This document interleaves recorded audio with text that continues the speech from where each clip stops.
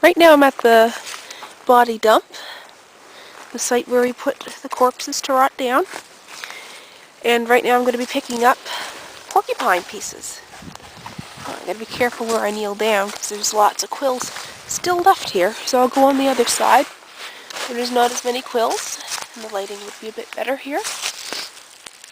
So what I'm going to do now is I'm going to pick up these vertebrae. I'm going to adjust my hand position on the camera.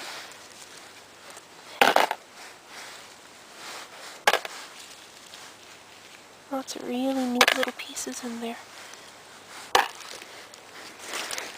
One thing that's neat is you can see the maggot casings in there. All those little black pieces there. That's when the maggots transform into flies, they leave their shells. So that's really neat.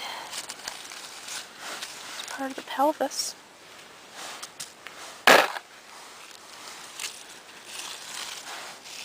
Now with quills you got to be really careful because even when they're this decayed, they can still be extremely sharp. I've had a couple punctures dealing with this stuff, but when you get punctures, you just keep calm and wash your wound. Sometimes you can't even see where the prick was.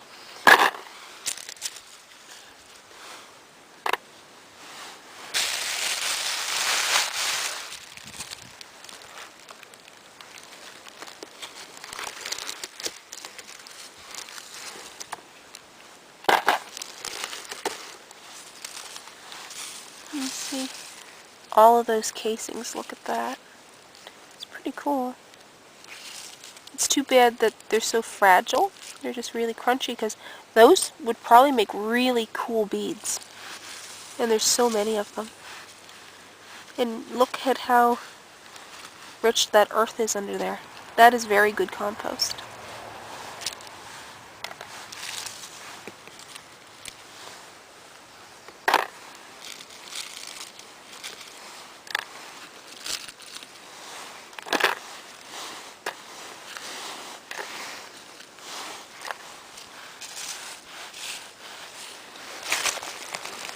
First I'm just going to pick up all the highly visible pieces of this porcupine.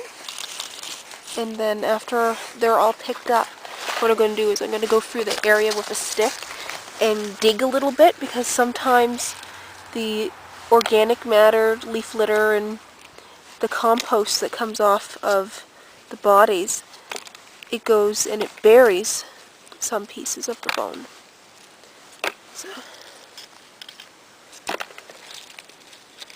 So once this is all picked up, I'll dig down a bit. Now I'm not going to worry too much right now about shaking the dirt off because these are going to have to be washed up and sanitized.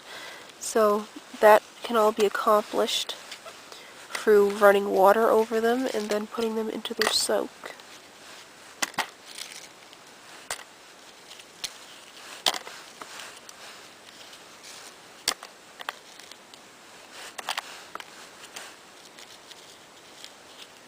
There's a couple of broken ribs here, but nothing too bad actually.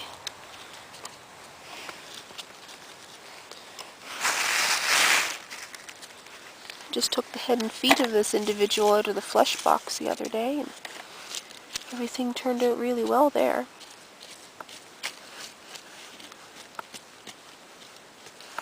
Yeah, that's like really, really good compost soil. Alright, so I've picked up all the bones that are visible. So now, what I'm going to do is I'm going to dig a bit and just pick up any random stick. Just kind of scour the earth a little bit. See, because there's a vertebrae there that had been a little bit buried.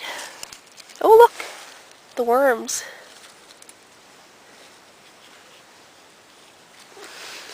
Worms are definitely your friend in this. They're very, very helpful. They help to eat up everything.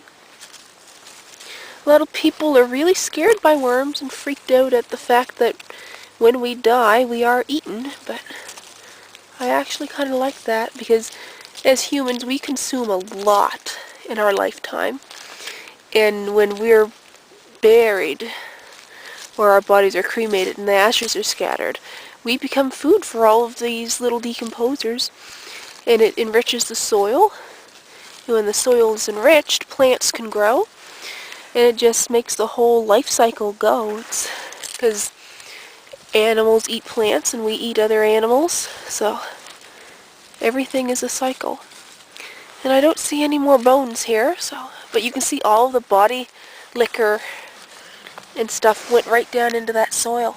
It's really rich, but it's rich to begin with because it has so much other woods matter in there. But there's more worms in there too. This is really good soil. It's great for the garden.